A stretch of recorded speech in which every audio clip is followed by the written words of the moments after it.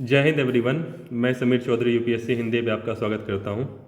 तो आज हम लोग फिर से अपना जो करंट अफेयर्स सीरीज़ है उसको कंटिन्यू करेंगे। तो पिछले जो भी लेक्चर्स मैंने कवर कराए हैं, उम्मीद है कि आपने वो कवर कर रखे होंगे। ठीक है, तो सबसे पहला टॉपिक जैसा कि मैंने बताया कि प्रीलिम्स स्पेसिफिक होगा, और ये जो टॉपिक है प्रीलिम्स स्पेसिफिक, ये सभी लेक्चर्स में कवर कराऊंगा।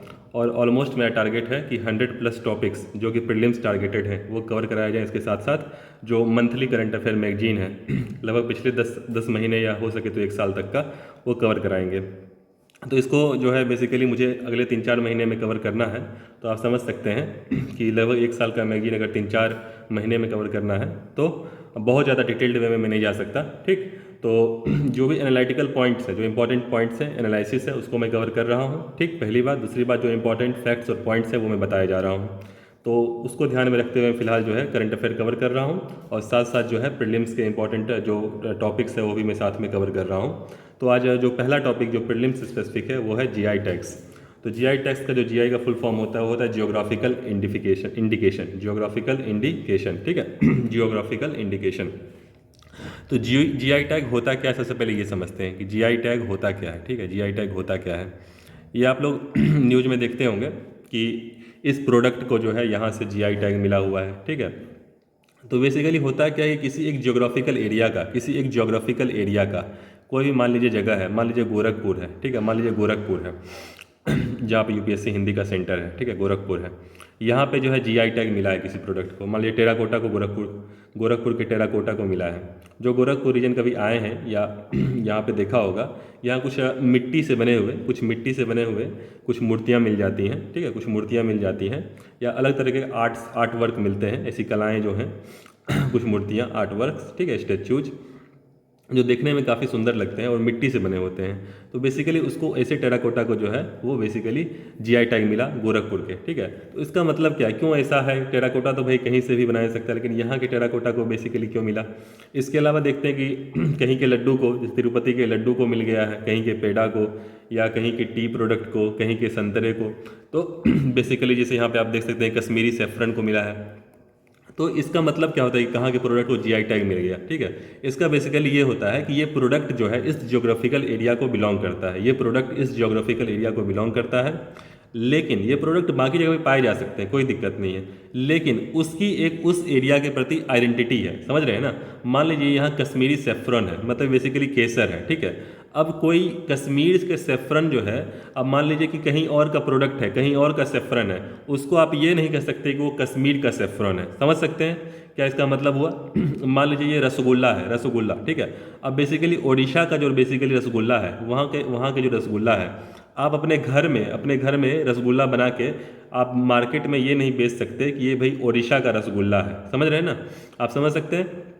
तो इसलिए जो है बेसिकली इसको जो है, इस तरह से कर्नाटकी साड़ी है। ठीक ये साड़ी जो है तमिलनाडु में बनाई जाती है। हो सकता है कि यहाँ वहाँ तमिलनाडु में जाके कोई बंदा जो है इसके डिज़ाइन को समझ ले कैसे से साड़ी बनती है, उसके बाद फिर अपने घर में बनाए, अपनी फैक्ट्री में कहीं जाके बनाए, लेकिन वो ये क्लेम नहीं करेगा कि भाई चूँकि वो उस ज्योग्राफी के एरिया, जो ज्योग्राफी है वहाँ जो एरिया में जो भी उस तरह के प्रोडक्ट्स बनते हैं, उसका एक आइडेंटिफिकेशन है। आप उसका ब्रांड वैल्यू जो है अपने नाम पे नहीं ले सकते हैं। समझ रहे हैं ना?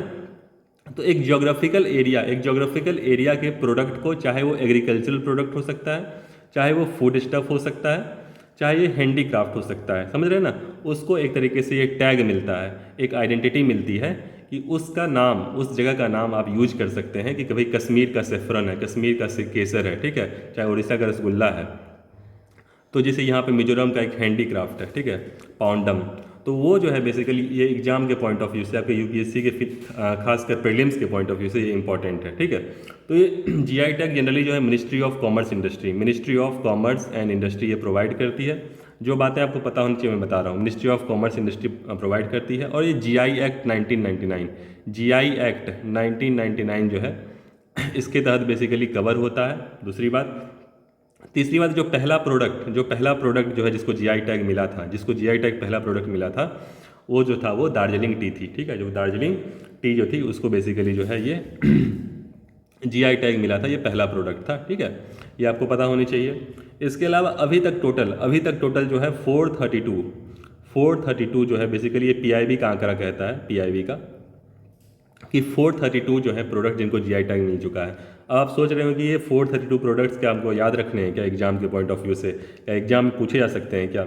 निश्चित तौर पे ये मुश्किल है कि 432 प्रोडक्ट्स को आपको नाम याद रखना या किस एरिया से बिलोंग करते हैं, और नाम ये जो बेसिकली ये आसान नाम नहीं है ये याद करने के लिए। तो आपको करना क्या है कि आपको रिसेंट में मान लीजिए 2023 में आपको अपीयर होना है, ठीक है, यूपीएससी में या यूपीपीसीएस में। तो हाल में 2022 में और 2021 में लास्ट के 2 साल में बेसिकली जिन प्रोडक्ट्स को जीआई टैग मिले हैं वो आपको पता होने चाहिए, ठीक है। तो उसी में मुझे कुछ रिसेंट प्रोडक्ट्स मिले हैं जिनका मैंने आपको यहाँ पे जिनको मैंने ऐड किया है। इसके अलावा भी आपकी ये रिस्पॉन्सिबिलिटी बनती है कि आप एक बार जाके सर्च करिए कि हाल में जो है पिछले 2 साल में किन किन प्रोडक्ट्स को जो है जीआई टैग मिला है, उसका आप बेसिकली एक नोट्स बना लीजिए। तो मेरा काम यह है कि भाई जो भी इंपॉर्टेंट टॉपिक्स है प्रीलिम्स के पॉइंट ऑफ व्यू से वो बता देना, उसके बारे में थोड़ा बहुत बता देना, बाकी आपकी भी रिस्पॉन्सिबिलिटी बनती है इसको डिटेल वे में जाके करने के लिए, ठीक है। तो यहाँ पर मैंने कुछ प्रोडक्ट्स किया है, ये कुछ इंपॉर्टेंट प्रोडक्ट्स हैं, ये तो आपको याद रखने ही हैं। इसके अलावा आपकी रिस्पॉन्सिबिलिटी जैसा मैंने बताया कि लास्ट के 2-3 सालों में जिन प्रोडक्ट्स को जीआई टैग मिला है उसका लिस्ट आपके पास होना चाहिए। आप सारे के सारे प्रोडक्ट्स का याद नहीं रख सकते हैं, जो कि पॉसिबल नहीं है, ठीक है। इसके अलावा जो कुछ राज्य जैसे कुछ स्टेट हैं जिनके जो जीआई टैग जिनके यहाँ ज़्यादा है, जैसे कि कर्नाटका है, ठीक है, कर्नाटक, इसके अलावा तमिलनाडु, इसके अलावा यूपी, ठीक है, इसके अलावा केरल, ठीक है। ये कुछ ऐसे राज्य हैं जहाँ पे सबसे ज़्यादा जो है जीआई टैग मिले हैं, ठीक है, ये आपको पता होना चाहिए। तो एक बार चेक कर लीजिएगा फर्स्ट नंबर पे कौन सा है, ठीक है। इसके अलावा आप ये लिस्ट देख सकते हैं किन किन प्रोडक्ट्स को हाल में जो है वो जीआई टैग मिला है, ठीक। तो ये था प्रीलिम्स के रिगार्डिंग जो है एक इम्पॉर्टेंट टॉपिक, उसके बारे में जीआई टैग के बारे में मैंने बताया कि भाई एक जियोग्राफी, एक किसी एरिया के प्रोडक्ट्स को जीआई टैग मिलता है और फिर किसी और एरिया के जो है कोई व्यक्ति जो है उस टैग का जो है वो यूज नहीं कर सकता है। ये बेसिकली जीआई टैग का मतलब हुआ। इसके अलावा बेसिकली जो करंट अफेयर मैगजीन्स के थ्रू जो हम लोग टॉपिक्स कवर करा रहे हैं, जिसमें हम लोग मंथली करंट अफेयर करा रहे हैं, तो ऑलरेडी जो है पॉलिटी, इंटरनेशनल रिलेशन और सोशल इशूज और एनवायरनमेंट, ये 4 टॉपिक ऑलरेडी कवर करा चुके हैं हम लोग सितंबर मंथ से। तो सितंबर मंथ का जो है हम लोग पॉलिटी, आईआर, ठीक है, इंटरनेशनल रिलेशन और सोशल इशू, और जो चौथा टॉपिक है अपना एनवायरनमेंट, ठीक है। तो ये हम लोग कवर करा चुके हैं। तो आज हम लोग इकोनॉमी कराएंगे, ठीक है, इकोनॉमी हम लोग करेंगे। तो इसमें कुछ इंपॉर्टेंट टॉपिक्स हैं, उसको हम लोग तेज़ी से देखते हैं क्या है। तो सबसे पहला टॉपिक है नेशनल लॉजिस्टिक पॉलिसी। तो देखते हैं क्या है इसमें। तो नेशनल लॉजिस्टिक पॉलिसी होता क्या है? तो बेसिकली लॉजिस्टिक जो टर्मिनोलॉजी यूज की होती है, ठीक है, लॉजिस्टिक टर्मिनोलॉजी बेसिकली यूज की होती है। लॉजिस्टिक टर्मिनोलॉजी का क्या मतलब होता है समझाता हूँ मैं आपको। तो लॉजिस्टिक टर्मिनोलॉजी बेसिकली यूज होती है कि मान लीजिए कोई भी सामान जैसे मार्केट में बिकता है, कोई भी सामान जैसे मार्केट में मान लीजिए उसकी सेलिंग हो रही है, वो बिक रहा है, तो वो सामान बेसिकली क्या होता है, मान लीजिए कुछ आयरन से बना हुआ प्रोडक्ट है, कुछ आयरन से बना हुआ प्रोडक्ट है। अब जरा सोचिए कि बेसिकली ये प्रोडक्ट आपके हाथ में आया कैसे। मान लीजिए आपके पास एक ग्लास है, ये प्रोडक्ट आया कैसे? सबसे पहले क्या हुआ होगा, आयरन की माइनिंग हुई होगी कहीं पे, कहीं ना कहीं तो आयरन की माइनिंग हुई होगी ना, जो लोहा है उसको कहीं से कहीं माइन किया गया होगा। मान लीजिए कहीं से रॉ मटेरियल जो है, कहीं से रॉ मटेरियल आया, ठीक है, कहीं से रॉ मटेरियल मतलब कच्चा उत्पाद, कहीं से कच्चा उत्पाद आया, रॉ मटेरियल।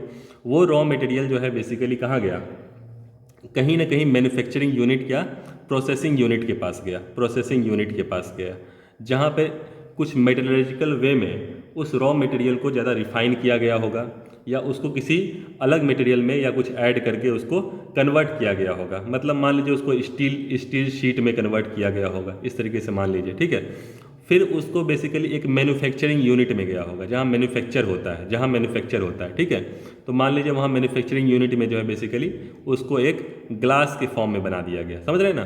तो फिर मैन्युफैक्चरिंग यूनिट से जो है सीधा मार्केट में नहीं आता है, ठीक है, सीधा मार्केट में नहीं आता है, समझ रहे हैं ना। उस यूनिट से फिर मान लीजिए कोई कंपनी जो है उस ग्लास को बेसिकली कहीं वेयर हाउस पे ले गई होगी, कोई खरीदी होगी डायरेक्टली और वेयर हाउस पे ले गई होगी।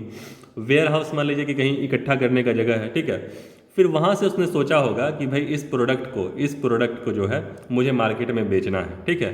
फिर वहाँ से जो बेसिकली है किसी ना किसी डीलर के पास या किसी गोडाउन में स्टोर किया होगा, ठीक है, किसी गोडाउन में स्टोर किया होगा, और अपनी सेल कंपनी हो चाहे अपनी सेल्स स्टाफ होंगे उसके थ्रू डिस्ट्रीब्यूटर के पास गया होगा, जहाँ से वो डिस्ट्रीब्यूट होगा डिस्ट्रीब्यूटर के पास गया होगा। इसको मैं फिर से आपको ठीक से समझाता हूँ। मान लीजिए कोई रॉ मटेरियल है, कोई कच्चा उत्पाद है, ठीक है, कोई रॉ मटेरियल है, ठीक है, वहाँ से कहीं ना कहीं प्रोसेस हुआ होगा।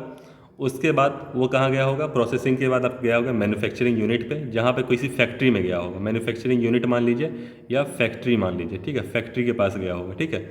फिर वहाँ से कहीं कहीं गया होगा स्टोर होने के लिए वेयर हाउस, स्टोर होने के लिए वेयर हाउस गया होगा, ठीक है। और फिर वहाँ से बेसिकली गोडाउन जहाँ पे स्टोर किया जाता है, ठीक है। और फिर वहाँ से बेसिकली डिस्ट्रीब्यूटर के थ्रू डिस्ट्रीब्यूटर मतलब जो डिस्ट्रीब्यूट करता है, इसके शॉप्स होती हैं, ठीक है। और वहाँ से बेसिकली कस्टमर। तो मैं आपको ये समझाने की कोशिश कर रहा हूँ कि कोई प्रोडक्ट डायरेक्टली आपके पास नहीं आता है। सबसे पहले वो प्रोसेस होता है, फिर फैक्ट्री में जाता है, फैक्ट्री से बेसिकली वो स्टोर किया जाता है, और उसके बाद डिस्ट्रीब्यूट करके डिस्ट्रीब्यूटर के थ्रू जो बेसिकली शॉपकीपर के थ्रू आपके पास ये कस्टमर के पास जाता है। तो ये एक पूरा प्रोसेस होता है, और इसमें एक इम्पॉर्टेंट रोल होता है ट्रांसपोर्टर का भी, जो आपको ट्रांसपोर्ट करते हैं ट्रक के थ्रू, ठीक है। तो ये जो पूरा प्रोसेस होता है, ये पूरा सेक्टर, ये पूरा का पूरा सेक्टर शुरू से लेकर अंत तक, इसको लॉजिस्टिक सेक्टर कहते हैं। समझ रहे हैं आप, इसको पूरे सेक्टर को क्या कहते हैं, लॉजिस्टिक सेक्टर कहते हैं। अब ये बेसिकली नेशनल लॉजिस्टिक पॉलिसी है क्या, नेशनल लॉजिस्टिक पॉलिसी है क्या, वो हम लोग देखते हैं, ठीक है। तो इसमें बेसिकली यही है कि इंडिया का जो लॉजिस्टिक कॉस्ट है, इंडिया का जो लॉजिस्टिक कॉस्ट है, मतलब इन सभी प्रोसेस में इंडिया को जो है बेसिकली इंडिया का खर्च काफ़ी ज़्यादा आता है। तो इंडिया का खर्च जो है वो काफ़ी ज़्यादा आता है डेवलप्ड कंट्री की अपेक्षा। मतलब एक रॉ मटेरियल से लेके मार्केट तक पहुंचाने में जो इंडिया की कंपनीज हैं, चाहे गवर्नमेंट है, उसके जो बेसिकली पैसे हैं वो काफ़ी लग जाते हैं, जिससे उसका कंपटीशन जो है मार्केट में कम हो जाता है, मान लीजिए आपके पास कोई प्रोडक्ट, सेम प्रोडक्ट मान लीजिए आपके पास कोई चाइना का कोई प्रोडक्ट मान लीजिए आपके पास 2,000 रुपये में मिल रहा है, ठीक है। और अगर आप इंडियन कंपनीज के द्वारा बनाया गया प्रोडक्ट आपको 2,500 में मिलेगा, ठीक है, और क्वालिटी दोनों की सेम है, तो मोस्ट ऑफ पीपल ये थोड़ा देखेंगे भाई कि इंडिया में बना है या बाहर का बना है, वो सस्ते प्रोडक्ट की ओर जाएंगे, सिंपल सी बात है, ठीक है। तो ये जो है बेसिकली लॉजिस्टिक कॉस्ट उसके में ऐड हो जाता है, और इसके कारण जो है उस प्रोडक्ट की जो है बेसिकली प्राइस इंक्रीज कर जाती है। तो गवर्नमेंट का ये इनिशिएटिव है कि किस प्रकार से लॉजिस्टिक कॉस्ट को कम किया जाए, तो इसमें कुछ फैक्ट्स दिए हुए हैं, पहले ये देख लेते हैं कि Indian logistic sector is estimated to be over $250 billion, ठीक है।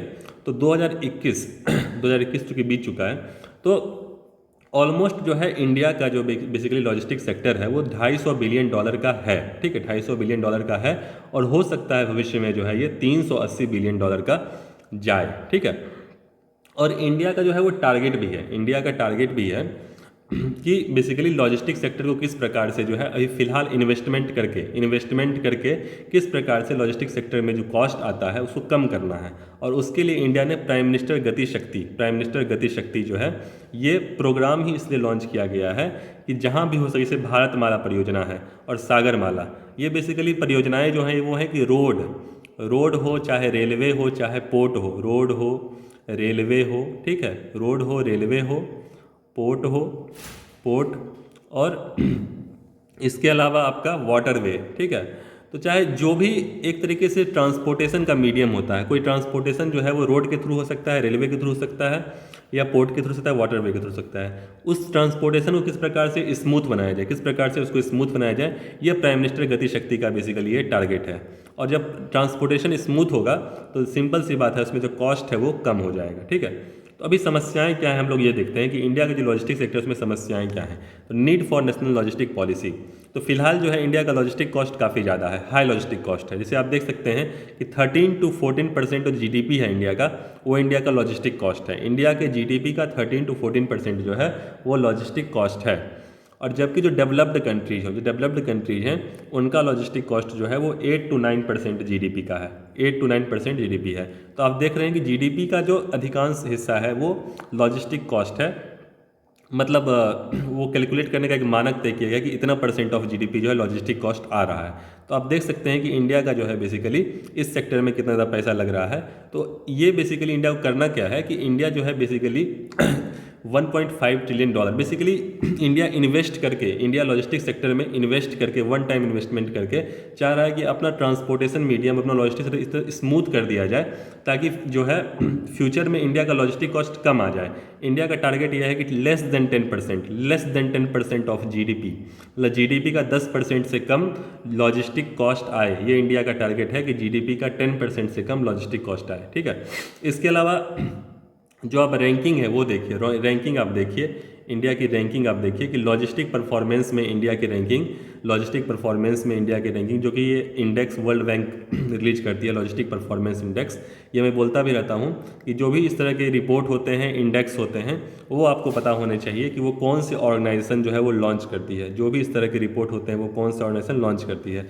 तो लॉजिस्टिक परफॉर्मेंस जो है इंडेक्स, ये वर्ल्ड बैंक जो है ये लॉन्च करती है, ये आपको पता होना चाहिए। इसके अलावा 44th रैंक जो है इंडिया की 2018 में थी, 2018 में थी। तो आप एक बार चेक कर लीजिएगा, हाल में कोई नहीं आया है तो 18 का डाटा, 2018 का डाटा आप कोट कर सकते हैं आंसर राइटिंग में कि इंडिया जो है काफ़ी पीछे है लॉजिस्टिक परफॉर्मेंस इंडेक्स में। तो इंडिया को बेसिकली समस्याएं क्या हैं, अभी जो मेन समस्या है उसके बारे में चर्चा करूँगा। मेन समस्या बेसिकली ये है कि ओवर डिपेंडेंस ऑन रोड कि इंडिया का जो ट्रांसपोर्टेशन सिस्टम है, जो हम लोग ट्रांसपोर्ट करते हैं गुड्स का, सामान का जो हम लोग ट्रांसपोर्टेशन करते हैं, चाहे वो मैन्युफैक्चरिंग यूनिट से कस्टमर के पास हो, तो वो बेसिकली जो होता है हम लोग रोड का डिपेंडेंस ज़्यादा है, रोड का यूज ज़्यादा होता है। एक कॉस्ट निकाला गया कि कितना कॉस्ट लगता है ट्रांसपोर्टेशन में, कितना कॉस्ट लगता है ट्रांसपोर्टेशन में। तो देखा गया कि 1 मेट्रिक टन अगर ट्रांसपोर्ट करना है, 1 मेट्रिक टन अमाउंट अगर ट्रांसपोर्ट करना है, अगर 1 किलोमीटर के लिए, 1 किलोमीटर का ये कॉस्ट निकाला गया, 1 किलोमीटर के लिए 1 मेट्रिक टन ट्रांसपोर्ट करना है, तो जो रेलवे से कॉस्ट आता है वो 1.6 रुपी है। अब देखिए, रेलवे से जो कॉस्ट आता है वो 1.6 रुपी है। वाटरवे से जो कॉस्ट आता है वो 2.2 रुपी है, 2.2 रुपी। और इसके अलावा जो रोड से जो कॉस्ट आता है, रोड से जो कॉस्ट आता है वो है 3.6 रुपी, ठीक है। तो आप देख सकते हैं कि रेलवे से जो कॉस्ट है 1.6 रुपी है, वाटरवे से जो कॉस्ट है वो 2.2 रुपी है, और रोडवे से जो कॉस्ट है वो 3.6 रुपी है। तो आप देख सकते हैं कि जो रोडवे का कॉस्ट है वो सबसे ज़्यादा आता है अगर आप रोड के थ्रू जो है कोई भी सामान ट्रांसपोर्ट करते हैं। और इंडिया जो है वो रोड पे ही डिपेंडेंट है, ये एक बड़ी समस्या है। पहली बात आप देख सकते हैं यहाँ पे डाटा दिया हुआ है कि 64.5% of goods are transported through road. तो इंडिया में लगभग 65% गुड्स जो है वो रोड के थ्रू ट्रांसपोर्टेड हैं, ये एक बड़ी समस्या है। तो इंडिया को जो है रोड पे डिपेंडेंसी कम करनी पड़ेगी, रोड पे निर्भर ना रहें और रेलवे और वाटरवे पे ज़्यादा निर्भर करें, ठीक है। ये इंडिया को बेसिकली ध्यान देना पड़ेगा। इसके अलावा गवर्नेंस जो इशूज है, जो गवर्नमेंट की तरफ से क्या इशू है कि कोई भी सेक्टर जैसे होता है तो उसमें हर जगह पे जो है कोई ना कोई सर्टिफिकेशन या क्लियरेंस के लिए गवर्नमेंट के पास जाना पड़ता है, तो इसमें बेसिकली 20 गवर्नमेंट एजेंसी से परमिशन लेना पड़ता है। जो लॉजिस्टिक सेक्टर फिलहाल जो भी काम कर रहा है उसमें ऑलमोस्ट 20 गवर्नमेंट एजेंसी से कंफर्मेशन लेना पड़ता है, उनसे परमिशन लेना पड़ता है, और उसके साथ साथ 40 पार्टनर गवर्नमेंट एजेंसी हैं, उनसे भी लेना पड़ता है क्लियरेंस। तो आप समझ सकते हैं कितने सर्टिफिकेशंस लेने पड़ते हैं, ये भी दिया हुआ है। तो इतने ज़्यादा प्रोसेस रखेंगे हम लोग अगर गुड के ट्रांसपोर्टेशन में, अगर सामान के ट्रांसपोर्टेशन में इतना ज़्यादा प्रोसेस अगर रखेंगे गवर्नमेंट की तरफ से, और इतना ज़्यादा हम लोग अगर नॉर्म्स फॉलो करने पड़ेंगे, इतने ज़्यादा नियम अगर फॉलो करने पड़ेंगे जो मैन्युफैक्चरिंग यूनिट्स हैं, जो भी कंपनीज हैं, तो समस्याएं आएंगी ही, ठीक है। तो इसको किस प्रकार से ये सारे नॉर्म्स को ईजी किया जाए, इनको कम किया जाए, इस पे बेसिकली ध्यान दिया जाना चाहिए। तो कुछ समस्याएं हम लोग चर्चा किए। इसके अलावा यहाँ पे जो ट्रांसपोर्टर्स की बात है, ट्रांसपोर्टर्स की जहाँ तक बात है कि यहाँ पे ज़्यादातर ट्रांसपोर्टर्स ऐसे हैं, जैसे 85%, एक डाटा कहता है कि 85% लगभग ऐसे ट्रांसपोर्टर्स हैं, 85% ऐसे ट्रांसपोर्टर्स हैं जिनके पास 20 ट्रक से कम एबिलिटी है, 20 ट्रक से कम की संख्या में इनके पास एबिलिटी है। तो समझ सकते हैं कि किस प्रकार से जो है एक तरीके से ग्लिचेज हैं, ठीक है। इसके अलावा एक और जो सबसे बड़ी समस्या है वो है डेडिकेटेड फ्रेट कॉरिडोर। आप इस तरीके से समझिए कि जो आपने देखा होगा सामान के लिए जो गाड़ियाँ जाती हैं, जिनको जनरली मालगाड़ी कहते हैं हम लोग, ट्रेन देखते होंगे जिसमें सामान आवाजाही होती है, इनको बेसिकली जो है पैसेंजर ट्रेन जो होते हैं जिसमें से जो लोग जो हैं, जो हम आम आदमी जो है वो पैसेंजर ट्रेन के थ्रू जो है बेसिकली आता जाता है, ट्रैवल करता है।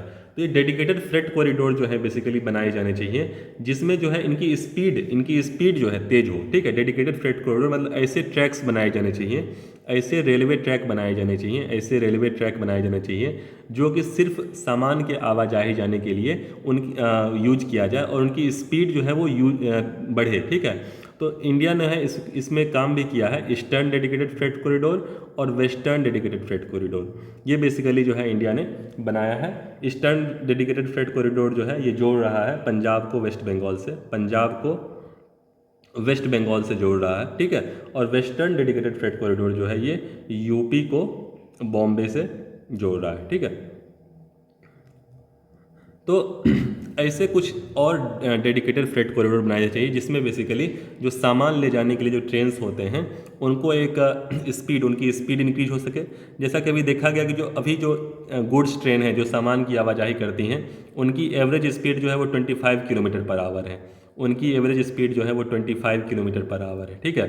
तो इनको किस प्रकार से जो है 50 किलोमीटर पर आवर पे बढ़ाया जाए, ताकि जैसे एक जगह से दूसरी जगह सामान अगर तेज़ी से जाएगा तो ऑलमोस्ट बेसिकली जो है उसके प्राइस पे भी फर्क पड़ेगा, उसका प्राइस जो है वो रिड्यूस होगा, और प्राइस एक बार रिड्यूस होगा तो उसकी कम्पिटिटिवनेस, तो मार्केट में जो है कंपटीशन जो है उसका बढ़ेगा, ठीक है। तो ये सभी चीज़ें जो है ध्यान में रखनी होती हैं। तो इस दिशा में बेसिकली काम क्या किया गया है, मैंने आपको बताया कि एक तो ऑलरेडी प्राइम मिनिस्टर गति शक्ति प्रोग्राम तो है ही, ठीक है। इसके अलावा जो है जो कुछ लॉजिस्टिक सेक्टर में जो बेसिकली कदम उठाए गए उसमें ULIP, IDS, ELOG, SIG, ये 4 जो है बेसिकली डिजिटल प्लेटफॉर्म के थ्रू बेसिकली किस प्रकार से इसमें हिंड्रेंस को, किसी प्रकार की बाधा को कम किया जाए, इस पे ध्यान रखा गया है। अब जैसे ULIP है, यूनिफाइड लॉजिस्टिक इंटरफेस प्लेटफॉर्म, ठीक है। तो इसमें बेसिकली कोशिश किया गया है कि किस प्रकार से जो है सभी डिजिटल सर्विस में बेसिकली किस प्रकार से जो है एक्सपोर्टर्स हों, ठीक है, उसको एक सिंगल पोर्टल पे किस प्रकार से सबको लाया जाए, ठीक है। और जो भी इसमें हिंड्रेंस है उसको कम किया जाए। Similarly integration of digital system, इसमें जो भी गवर्नमेंट की डिपार्टमेंट्स हैं, ठीक है, उसको इंटीग्रेट करने की कोशिश की गई है। क्योंकि कोई भी सामान की आवाजाही होती है, जरूरी नहीं है कि एक जगह से दूसरी जगह प्रॉपरली रोड के थ्रू ही जाए। हो सकता है कुछ दूरी के लिए वो रोड का यूज करे, हो सकता है कुछ दूरी के लिए वो रेलवे का यूज करे। तो उसको बेसिकली जो है आपस में किस प्रकार से इंटीग्रेशन किया जाए, रोडवे के जो डिपार्टमेंट्स हैं या रेलवे के डिपार्टमेंट्स हैं या कस्टम बेसिकली चेकिंग के लिए यूज होता है, जो सामान आवाजाही होती है, एविएशन और कॉमर्स डिपार्टमेंट, तो इन सभी डिपार्टमेंट्स को किस प्रकार से इंटीग्रेट किया जाए, समझ रहे हैं आप। इसके अलावा जैसे सिस्टम इम्प्रूवमेंट ग्रुप है, तो ये है बेसिकली कि मॉनिटर करने के लिए क्या समस्याएं हैं और क्या कैसे सही कर सकते हैं, ठीक है। इसके अलावा इंडस्ट्री एसोसिएशंस को बेसिकली इनके इशूज़ देखने के लिए ईज ऑफ लॉजिस्टिक्स है। तो आप देख सकते हैं ये 4 कदम जो है basically 4 pillars of national logistic policy, इस पे काम किया जाना चाहिए, ठीक है। तो नेशनल लॉजिस्टिक पॉलिसी में हमने देखा कि इंडिया में बेसिकली लॉजिस्टिक सेक्टर में क्या समस्याएं ये हैं कि बेसिकली इंडिया का लॉजिस्टिक कॉस्ट जो है वो काफ़ी ज़्यादा है। मतलब सामान की आवाजाही एक जगह से दूसरी जगह होती है, चाहे रॉ मटेरियल जो मार्केट में पहुंचता है उसमें जो कॉस्ट आता है वो टोटल अगर सब कुछ कॉस्ट इंक्रीज किया देखा जाए तो इंडिया का कॉस्ट काफ़ी ज़्यादा है, 13 to 14% ऑफ GDP है। तो उसको जो है वो कम करना है, 8 to 9% ऑफ GDP पे करना है। इसके अलावा हमने देखा कि इंडिया जो है रोड पे ज़्यादा डिपेंडेंट है, तो अपने को जो है रेलवे पे डिपेंडेंसी बढ़ानी चाहिए, दूसरी बात। इसके अलावा प्राइम मिनिस्टर गति शक्ति प्रोग्राम में इस भारतमाला सागरमाला प्रोजेक्ट्स हों, और चाहे ये डिजिटल प्लेटफॉर्म के थ्रू जो भी इनिशिएटिव्स या हिंड्रेंसेस कम किए जाने चाहिए। और इसके अलावा गवर्नमेंट एजेंसी से क्लियरेंस लेना पड़ता है काफ़ी ज़्यादा, तो उसमें किस प्रकार से हम लोग उसमें स्मूथ क्लियरेंस कर सकते हैं, वो ध्यान दिया जाना चाहिए। तो I think national logistic policy आपको समझ में आ गया होगा। नेक्स्ट टॉपिक है making India manufacturing hub. India को मैन्युफैक्चरिंग हब किस प्रकार से बनाया जाए, ठीक है। तो हाल में ही जो है मोदी जी अपने जो प्राइम मिनिस्टर हैं उन्होंने पार्टिसिपेट किया था SCO समिट हाल में ही हुआ था, समरकंद में हुआ था। तो ये समरकंद जो है ये सिटी है उज्बेकिस्तान की उज्बेकिस्तान की सिटी है, ठीक है, ये आपको पता होनी चाहिए। उज्बेकिस्तान का कैपिटल क्या है? ताशकंद, काफ़ी फेमस है, ठीक है। तो जो यूपी पीसीएस की तैयारी कर रहे हैं सॉरी, तो जो यूपी पीसीएस की तैयारी कर रहे हैं उनको पता होना चाहिए कि यूपी पीसीएस काफ़ी जो है काफ़ी टाइम्स जो है प्रीलिम्स में कैपिटल पूछ देती है। जब उनको पूछने कुछ नहीं मिलता है तो ये आसपास के जो भी कंट्रीज हैं जैसे सेंट्रल एशियन कंट्रीज है, तुर्कमेनिस्तान, उज्बेकिस्तान, इनके कैपिटल्स पूछ देती हैं, ठीक है। तो ये आपको पता होना चाहिए कि हाल में ही जो है एससीओ समिट हुआ, समरकंद में हुआ, ये उज्बेकिस्तान की सिटी है और ताशकंद इसका कैपिटल है, ठीक है। तो वहाँ पे बेसिकली ये मैन्युफैक्चरिंग हब किस प्रकार से इंडिया को बनाया जाए, ऐसा मोदी जी ने अपना कुछ विजन शेयर किया, ठीक है, मोदी जी ने अपना कुछ विजन शेयर किया। तो मैन्युफैक्चरिंग सेक्टर के बारे में हम लोग थोड़ा देख लेते हैं कि इंडिया का मैन्युफैक्चरिंग सेक्टर में बेसिकली बहुत अच्छी स्थिति नहीं थी और अभी भी बहुत अच्छी स्थिति नहीं है मैन्युफैक्चरिंग सेक्टर में, खासकर इंडिया का। और उसके पीछे बेसिकली कारण है उसके पीछे बेसिकली कारण है, अगर पड़ोसी कंट्री को देखा जाए, चाइना को देखा जाए तो ये मैन्युफैक्चरिंग सेक्टर में इंडिया से काफ़ी आगे है। उसके पीछे दो कारण है। पहला कारण ये है कि चाइना ने टैक्स रिफंड प्रोग्राम लगाया था, टैक्स रिफंड प्रोग्राम। तो ये टैक्स रिफंड प्रोग्राम क्या था? इसमें बेसिकली यही था कि शुरुआत में अगर कोई कंट्री जो है चाइना में इन्वेस्ट करती है, अगर कोई कंट्री चाइना में इन्वेस्ट करती है तो अगर कोई प्रॉफिट होता है उस कंपनी को, कोई कंट्री चाइना में इन्वेस्ट करती है और कुछ प्रॉफिट होता है, अगर वो प्रॉफिट फिर से चाइना में इन्वेस्ट करती है, वो कंपनी फिर से अपना प्रॉफिट चाइना में इन्वेस्ट करती है तो उसका टैक्स रिफंड होगा। ये चाइना ने प्रोग्राम लाया था। इसके अलावा चाइना ने इंफ्रास्ट्रक्चर डेवलपमेंट पे काफ़ी ध्यान दिया। इंफ्रास्ट्रक्चर डेवलपमेंट का काफ़ी फर्क पड़ता है। ऐसे कि समझ लो कोई रोडवे डेवलप हो रहा है, रेलवे डेवलप हो रहा है, ठीक है, तो उससे क्या होगा? उससे सामान की आवाजाही होगी, वो अच्छी होगी। और मान लीजिए कहीं रॉ मटेरियल का एक्सकवेशन हो रहा है, कहीं माइनिंग हो रही है, वहाँ से फाइनल यूनिट तक, मार्केट तक अगर ठीक से ट्रांसपोर्टेशन मीडियम रहेगा, स्टोरेज फैसिलिटी रहेगी, इंफ्रास्ट्रक्चर फैसिलिटी रहेगी, तो क्या होगा? उससे बेसिकली कंपटीटिवनेस इंक्रीज होगी। तो चाइना का मैन्युफैक्चरिंग सेक्टर में काफ़ी अच्छा विजन था, उसकी वजह से चाइना जो है इंडिया से काफ़ी आगे है मैन्युफैक्चरिंग सेक्टर में। इंडिया ने कदम उठाए, कब उठाए? जब 1991 में बेसिकली इंडिया का एलपीजी रिफॉर्म्स आया था, ठीक है। जब एलपीजी रिफॉर्म्स 1991 में इंडिया का आया था तो बेसिकली इंडिया का एलपीजी रिफॉर्म्स था वो इच्छा से नहीं था, विलिंगली नहीं था, अनविलिंगली था, मतलब बिना इच्छा का था। क्या था? अनविलिंगली, बिना इच्छा के इंडिया ने बेसिकली उस समय ये एलपीजी रिफॉर्म्स लाए थे। क्यों लाए थे एलपीजी रिफॉर्म्स बिना इच्छा के? क्योंकि फॉरेक्स रिजर्व जो था, फॉरेक्स रिजर्व काफ़ी डिप्लीट हो गया था, फॉरेक्स रिजर्व इंडिया का काफ़ी डिप्लीट हो गया था, ठीक है, काफ़ी कम हो गया था। और इंडिया को बेसिकली आईएमएफ को अप्रोच करना पड़ा, ठीक है, कुछ लोन्स के लिए, कुछ गोल्ड रिजर्व, कुछ गोल्ड जो है कोलेट्रल के रूप में रख के लोन्स के लिए बेसिकली आईएमएफ को अप्रोच करना पड़ा। तो उसने बेसिकली कुछ शर्त रखी कि भाई आपको अपना मार्केट ओपन करना पड़ेगा, अपना मार्केट जो है इंडिया का, अपना मार्केट जो है ओपन करना पड़ेगा। उससे पहले इंडिया जो है बेसिकली अपना मार्केट जो है थोड़ा क्लोज रखती थी और यहाँ के जो डोमेस्टिक मैन्युफैक्चरिंग यूनिट्स थी, यहाँ के जो डोमेस्टिक मैन्युफैक्चरिंग यूनिट थे, यहाँ के जो मैन्युफैक्चरर्स थे, उनको बढ़ावा दे रही थी कि अपना जो है बेसिकली यहाँ मैन्युफैक्चरिंग हो। लेकिन ना वो हो पाया और उसकी वजह से जो है अगर मार्केट क्लोज रखा उससे दूसरी इकोनॉमी की समस्याएं शुरू होने लगी। तो बेसिकली इंडिया ने एलपीजी रिफॉर्म्स लाए और उससे फ़ायदा हुआ, लेकिन जितना हो सकता था उतना नहीं हुआ, ठीक है। और मैन्युफैक्चरिंग सेक्टर में इंडिया ने सोचा था काफ़ी बदलाव आएगा, काफ़ी ग्रोथ होगा, लेकिन वो स्टेगनेंट ही रहा। मतलब ऑलमोस्ट 20% ऑफ जीडीपी जो सेकेंडरी सेक्टर है वो उतना ही रह गया, तब भी उतना ही था, अभी भी उतना ही है, ठीक है। तो वो उसमें जो है इंडिया का ग्रोथ नहीं हो पाया। तो बेसिकली ये जो है इंडिया को समस्या देखनी पड़ी, मतलब फेस करनी पड़ी, ठीक है। अभी फ़िलहाल जो इंडिया की मैन्युफैक्चरिंग सेक्टर में क्या स्थिति है उसके बारे में देखते हैं। तो बेसिकली जो है आप देख सकते हैं कि इंडिया ने बेसिकली 6.24 करोड़, ऑलमोस्ट इतने लोग जो हैं वो इस सेक्टर में एम्प्लॉयड हैं, पहली बात, जो फैक्ट्स यहाँ दिए हुए हैं। और इंडिया की जो रैंकिंग है ईज ऑफ डूइंग बिजनेस, जो कि वर्ल्ड बैंक रिलीज करती है, हाल में जो है ये रैंकिंग जो है basically ease of doing business World Bank ने रिलीज नहीं की है हाल में, ठीक है। बेसिकली कुछ ऐसी डाटा से रिलेटेड जो है वो अनसर्टेनिटी, अनिश्चितता आई थी, इसलिए ये रुक गई है।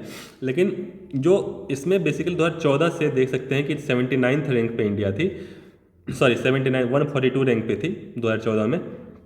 और यहाँ से जो है बेसिकली एक बदलाव आया और इंडिया 63rd रैंक पे 2020 में, ठीक है। तो 142 रैंक से 63rd रैंक पे जो है इंडिया ने एक तरीके से इम्प्रूवमेंट किया ईज ऑफ डूइंग बिजनेस में, ठीक है। तो कुछ स्टेप इंडिया लिया था, जैसे मेक इन इंडिया का प्रोग्राम 2014 में इंडिया ने लाया था कि किस प्रकार से जो है मैन्युफैक्चरिंग सेक्टर में जो है इंडिया को बदलाव करना है, वो बेसिकली मेक इन इंडिया का इनिशिएटिव था। तो मेक इन इंडिया जो है प्रोग्राम, तो सबसे पहले मैंने आपको बताया कि जैसे इंडिया का जो है बेसिकली मैन्युफैक्चरिंग सेक्टर में इंडिया काफ़ी पीछे रह गया, जो डेवलप्ड कंट्री है जैसे कि चाइना है, ठीक है। इसके अलावा जो इंडिया ने कोशिशें क्या की, इंडिया ने क्या क्या पॉलिसी के तहत जो है हाल में पिछले कुछ सालों में जो ये नई गवर्नमेंट आई थी उसने क्या कोशिशें की, उसके बारे में थोड़ा चर्चा करते हैं। तो जो मेक इन इंडिया प्रोग्राम, जो मेक इन इंडिया प्रोग्राम है, इसमें बेसिकली जो है इंडिया ने 2014 में ये लॉन्च हुआ था, 2014 में ये लॉन्च हुआ था। ये जो 25 सेक्टर हैं, जो 25 सेक्टर हैं उसको इसमें कवर किया गया, 25 सेक्टर्स को कवर किया गया और कोशिश की गई कि किस प्रकार से जो है बेसिकली फॉरेन इन्वेस्टर हो या कंपनी हो, जो फॉरेन कंपनीज हैं, ठीक है, जो फॉरेन कंपनीज हैं या डोमेस्टिक कंपनी या फॉरेन कंपनी इन्वेस्टर्स हैं, वो किस प्रकार से यहाँ पर इंडिया के अंदर जो है किस प्रकार से एक प्रकार से इन्वेस्टमेंट बढ़ाएं, यहाँ पे मैन्युफैक्चरिंग यूनिट्स बनाएं, ठीक है, और ताकि वो प्रोडक्ट्स जो है वो एक तरीके से कहा जाए कि मेड इन इंडिया, ठीक है, मेड इन इंडिया।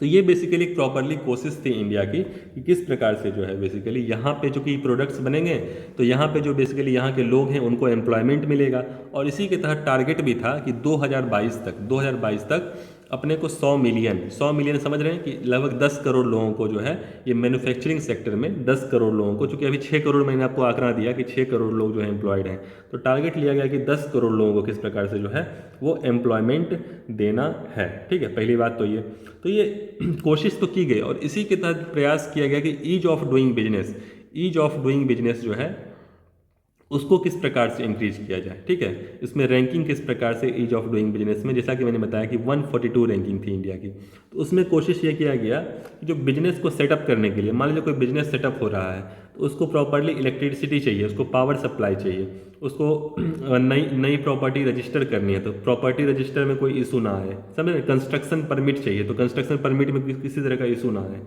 कोई फ्यूचर में इंसॉल्वेंसी रिजोल्यूशन हो तो एक तरीके से जो इन्वेस्टर है उसके कॉन्फिडेंस पे भी ध्यान दिया जाना चाहिए कि गवर्नमेंट जो है उसको बोले कि भाई भविष्य में आपको कोई समस्या नहीं आएगी, तो basically ease of doing business के अंदर जो है वो कवर किया गया और उसमें कुछ कोशिशें की गई जिसकी वजह से जो है इंडिया की रैंकिंग जो है 142 से 63 पे जो है वो इम्प्रूव हुई, 142 से 63 पे इम्प्रूव हुई। ये बात आपको पता होना चाहिए। नेशनल लॉजिस्टिक पॉलिसी के बारे में हम लोग विस्तार से चर्चा किए ही हैं, ठीक है। इसके अलावा स्टार्टअप इंडिया के बारे में आप लोग पढ़ते ही होंगे कि भाई किस प्रकार से जो एंटरप्रेन्योरशिप और स्टार्टअप्स को किस प्रकार से गवर्नमेंट ने सपोर्ट किया है, ठीक है। इसके अलावा जो लेबर लॉ रिफॉर्म्स में बेसिकली यही है कि जो पुराने लेबर लॉज थे उनको जो है कंसोलिडेट किया गया, उनको जो है आपस में ऐड किया गया। पहले कई लेबर लॉज जैसे 29 लॉज थे, उसको जो है 4 लेबर कोड में है बेसिकली इसको कंसोलिडेट कर दिया गया, आपस में जोड़ दिया गया, ठीक है। और इसके अलावा जेंडर पैरिटी, जैसे कि वुमेन कम्युनिटी जो है, ठीक है, उनकी ज़रूरतों को भी ध्यान रखा गया और उनको किस प्रकार से इंक्लूड करना है, चाहे फीमेल लेबर फोर्स पार्टिसिपेशन है। समस्या आप समझिए कहाँ है, तो फीमेल लेबर फोर्स पार्टिसिपेशन को अपने को बढ़ाना है, ठीक है, अपने को बढ़ाना है, तो उस पर ध्यान दिया गया। इसके अलावा डिस्प्यूट रिजोल्यूशन, जो लेबर है और जो कंपनी है उसमें आपस में कोई डिस्प्यूट होता है उसको किस प्रकार से रिजॉल्व किया जाए। इसके अलावा डिफेंस इंडिजनाइजेशन, ऐसा देखा गया कि इंडिया जो है अपना ज़्यादातर आर्म्स मतलब जो भी अपने वेपन्स होते हैं, वेपन सिस्टम में क्या हो गया, मान लीजिए कोई भी टैंक हो गया, कोई मिसाइल हो गया या कोई सबमरीन हो गया, मतलब पनडुब्बी हो गई, चाहे कोई शिप हो गई, ठीक है। तो ऐसा देखा गया कि इंडिया को सब कुछ जो है, चाहे हेलीकॉप्टर्स हो गए, चाहे कुछ एयरक्राफ्ट्स हो गए, तो इंडिया जो है सब कुछ इंपोर्ट करना पड़ता था इंडिया को। कोई भी सिस्टम जो है, चाहे मिसाइल सिस्टम हो, चाहे जितने मैंने सिस्टम्स बोले, ये सभी इंडिया को इंपोर्ट करने पड़ते थे, चाहे रशिया हो या इजराइल हो, चाहे यूएस हो, ठीक है। ये जनरली 3 सप्लायर थे इंडिया के और इंडिया सबसे ज़्यादा रशिया से बेसिकली जनरली ये इंपोर्ट करता था, ठीक है। तो इसमें इंडिया ने ये कोशिश की, इंडिया ने ये प्रयास किया और इंडिया ने इनिशिएटिव लिया। आपने सुना होगा प्रोजेक्ट 75। तो भाई किस प्रकार से जो इस तरह के सिस्टम है वो हम लोग खुद से बना सकते हैं। हम लोग को बाहर से कुछ भी वेपन सिस्टम हो चाहे कोई भी सिस्टम हो, हम लोग को बाहर से नहीं इंपोर्ट करना पड़े, ताकि इंपोर्ट बिल ना बढ़े। उसके लिए इंडिया ने सोचा कि भाई हमारे पास कुछ हेल्प लेके, कुछ ऐसे टेक्निकल यूनिट्स की हेल्प लेके इंडिया के अंदर खुद से जो है हम लोग इस तरह के जो यूनिट्स हैं, जो डिफेंस जो प्रोडक्ट्स हैं वो लोग बना सकें। तो इसके लिए आप लोग प्रोजेक्ट 75 का नाम सुना होगा, जिसमें हम लोग जो सबमरीन है, जो डीजल इलेक्ट्रिक प्रोपल्सन सिस्टम है, सबमरीन है, जिसमें आप लोग सुने होंगे कि कालावरी है, इसके अलावा वागीर है, ठीक है, वेला है, ठीक है, वेला है, ठीक है, इसके अलावा खांडेरी है, ठीक है, खांडेरी है, ठीक है, इसके अलावा वागशीर है, ठीक है। तो बेसिकली इन्हें 4 5 6 हैं टोटल, ठीक है। तो इन सभी को बेसिकली किस प्रकार से जो है प्रोजेक्ट 75 में फ्रेंच डीसीएनएस, ये कंपनी है फ्रेंच डीसीएनएस, ठीक है, इस कंपनी को की मदद से मजगांव डॉक लिमिटेड, ठीक है, मुंबई में है, ठीक है, वहाँ पे इसका निर्माण किया गया। इसके अलावा आपने सुना होगा कि हाल ही में इंडिया ने अपना नवल शिप INS अरिहंत जो है वो फिर से बनाया है। तो इस प्रकार से जो है अपना नवल शिप इंडिया ने बनाने की कोशिश की है, तो कोचिन शिपयार्ड लिमिटेड ने। तो बेसिकली जो है इंडिया ने डिफेंस इंडस्ट्री में अपना कोशिश किया। इसके अलावा ऑर्डिनेंस फैक्ट्री बोर्ड OFB, ये इंडिया के पास मैन्युफैक्चरिंग यूनिट है, ऑर्डिनेंस फैक्ट्री बोर्ड जो है। इसके अलावा DRDO, इसका तो आप लोग नाम सुने होंगे। तो ये सभी जो है यूनिट्स जो है इंडिया के बेसिकली डिफेंस प्रोडक्ट्स जो हैं वो बनाते हैं। तो ये सभी यूनिट्स का बेसिकली यूज किया जा रहा है इंडिया में, और पॉलिसी के तहत कवर किया जा रहा है किस प्रकार से जो है डिफेंस प्रोडक्ट को हम लोग को बाहर से इंपोर्ट नहीं करना पड़े, ठीक। इसके अलावा प्रोडक्शन लिंक्ड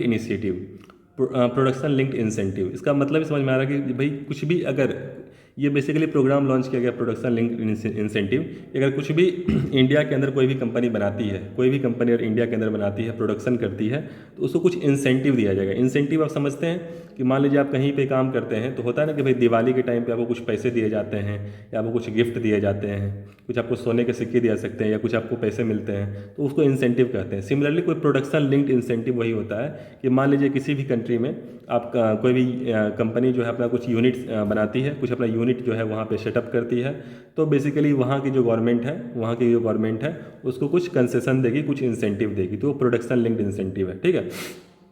तो मोटा मोटी चूँकि हम लोग बहुत विस्तार से इसको कवर नहीं कर सकते, मोटा मोटी मैंने आपको बताया कि कौन कौन से इंसेंटिव जो है गवर्नमेंट ने लिए हैं इस सेक्टर में, ठीक है, कौन कौन से इनिशिएटिव्स जो है गवर्नमेंट ने इस सेक्टर में लिए हैं, इसके बारे में हम लोगों ने थोड़ा सा विस्तार से ही चर्चा किया, ऐसी बात नहीं है। और इसके अलावा एक स्टडी की गई कि इंडिया ने जो बेसिकली टारगेट ले रखा है, टारगेट हम लोगों ने ले रखा है जैसे इंडिया ने कि $5 ट्रिलियन इकोनॉमी इंडिया को बनना है। $5 ट्रिलियन इकोनॉमी, आपने पढ़ा होगा कि $5 ट्रिलियन इकोनॉमी बनने का, $5 ट्रिलियन इकोनॉमी बनने का इंडिया ने टारगेट लिया है। 2025 तक का टारगेट इंडिया ने लिया था कि 2025 तक जो है इंडिया को $5 ट्रिलियन इकोनॉमी बनना है। लेकिन जो है जो आसार हैं, जो अभी आंकड़ा कहता है कि इंडिया जो है ये फिलहाल जो है टारगेट कंप्लीट नहीं कर पाएगा, और इसके लिए बेसिकली इंडिया को $1.5 ट्रिलियन जो है इंडिया को इन्वेस्ट करना पड़ेगा।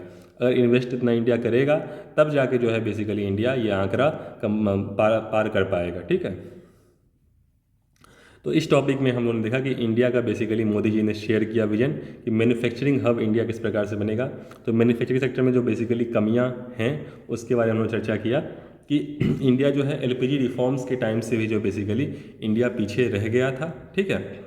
और यहाँ पे जो है मैन्युफैक्चरिंग यूनिट से सेटअप करने के लिए जो यहाँ के नॉर्म्स हैं, चाहे वो गवर्नमेंट की ओर से जो भी नॉर्म्स हो, समझ रहे हैं ना, चाहे राइट ऑफ वे रूल्स हो, चाहे जो लैंड एक्ट हैं। जैसे लैंड एक्ट बेसिकली क्या था कि बेसिकली कोई भी अगर प्राइवेट कंपनी कुछ बनाना चाहती है, कुछ भी अपना इंफ्रास्ट्रक्चर सेटअप करना चाहती है, तो उसको बेसिकली जो है आपने पढ़ा होगा कि 80% जो लोग हैं, 80% जो पीपल हैं, उनसे बेसिकली जो है उनसे परमिशन लेना पड़ता है। 80% पीपल से जो हैं वहाँ के जो लोग हैं, मान लीजिए किसी के घर के सामने से रोड जा रहा है तो उसको बेसिकली 80% लोगों से, गवर्नमेंट का अलग परसेंटेज है, प्राइवेट कंपनी को इतने लोगों से क्लियरेंस लेना पड़ता है। तो इस तरह के जो बेसिकली जो मुश्किल नॉर्म्स हैं उसकी वजह से जो कोई भी कंपनी जो है वो इंडिया में इन्वेस्ट करना जो है नहीं चाहती थी, और यहाँ के जो लेबर लॉज हो या और भी लॉज हों वो एक तरीके से हिंड्रेंस का काम करते थे। उसमें काम किया गया है, हो सकता है फ्यूचर में जो है मैन्युफैक्चरिंग सेक्टर का जो बेसिकली GDP में कंट्रीब्यूशन है वो बढ़े, ठीक है। और क्या क्या कदम उठाए गए उसके बाद हम विस्तार से चर्चा की, एक पॉइंट के बारे में मैंने बताया है, ठीक है। तो अगला जो टॉपिक है, और ये सेकंड लास्ट टॉपिक है आज का, ड्राफ्ट इंडियन टेलीकम्युनिकेशन बिल, ठीक है। ये ड्राफ्ट जो है ये मिनिस्ट्री ऑफ कम्युनिकेशन ने जो है ये ड्राफ्ट रिलीज किया है, Indian telecommunication bill, public comment के लिए, मतलब लोगों के सुझाव के लिए जो है ये ड्राफ्ट अभी मिनिस्ट्री ऑफ कम्युनिकेशन ने रिलीज किया है।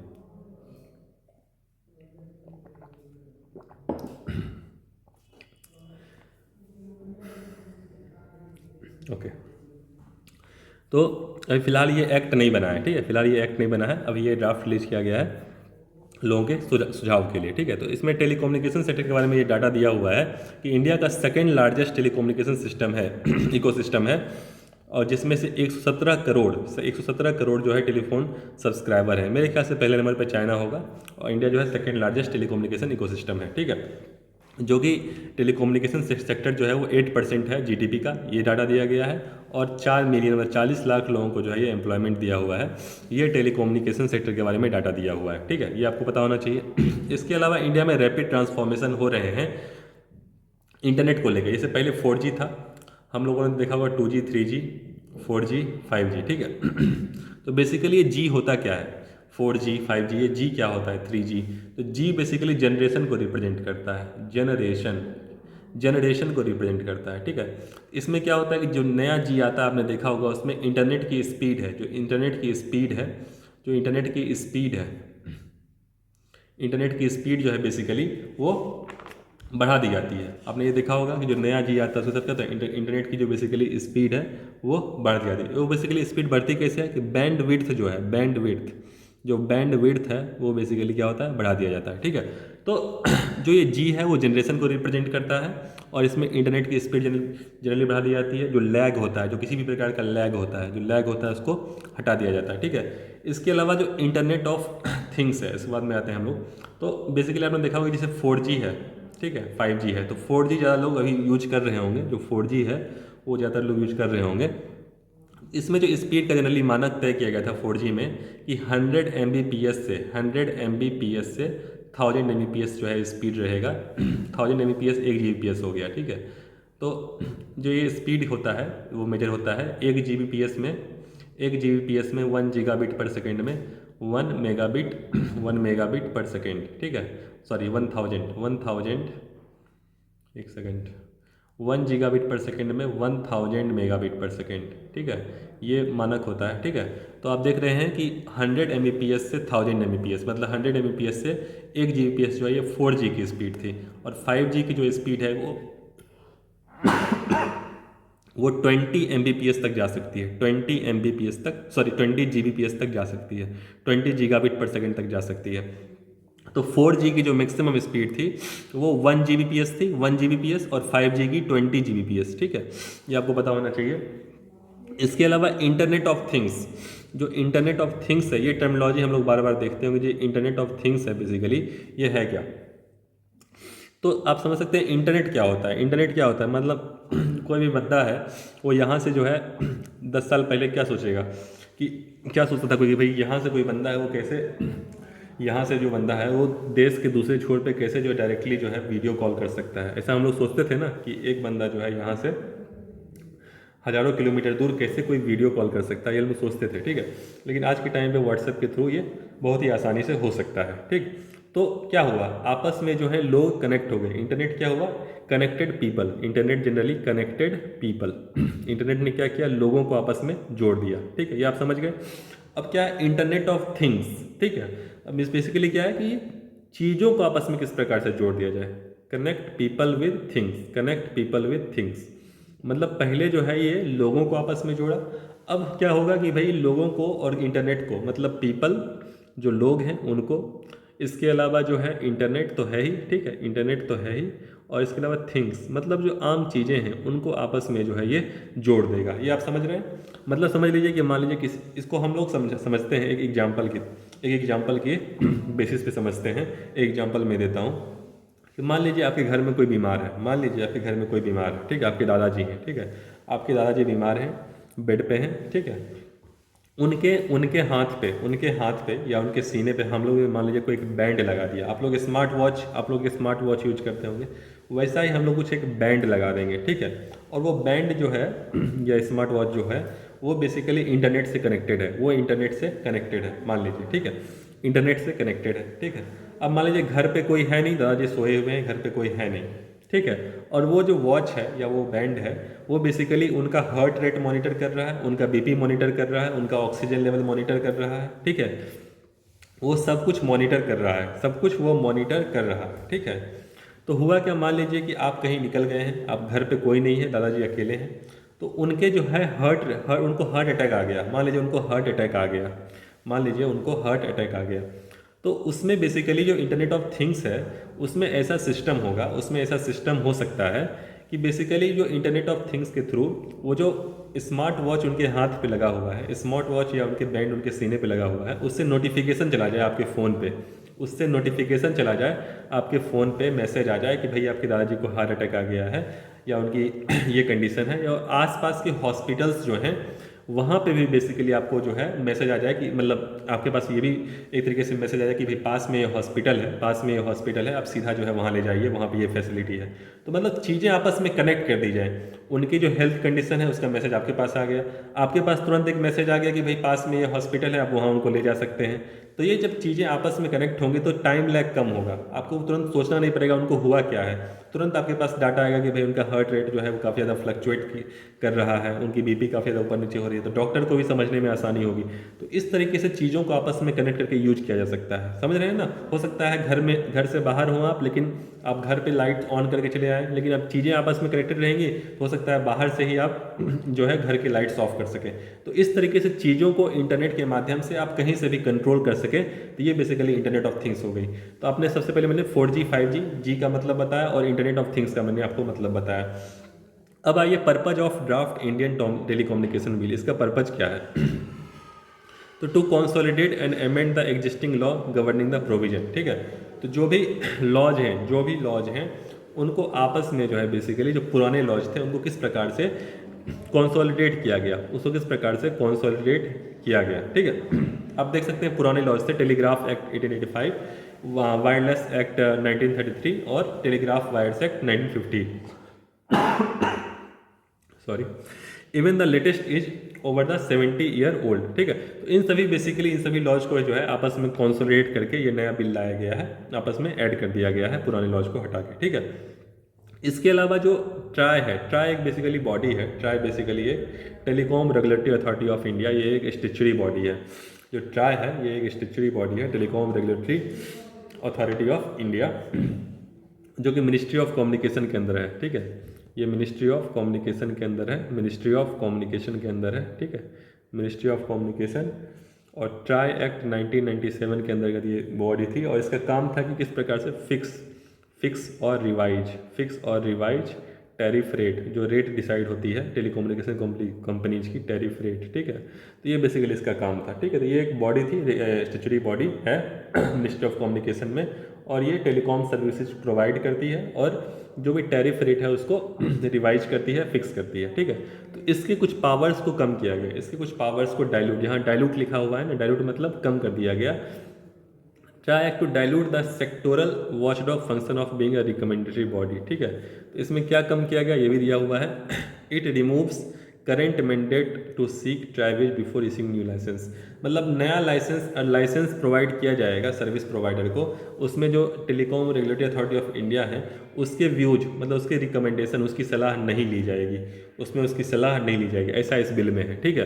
तो ट्राई एक बॉडी है, स्टैट्यूटरी बॉडी है मिनिस्ट्री ऑफ कम्युनिकेशन में, जो कि टैरिफ रेट जो है बेसिकली एक तरीके से फिक्स करती है, रिवाइज करती है और जो टेलीकॉम सर्विसेज है वो प्रोवाइड करती है, ठीक है।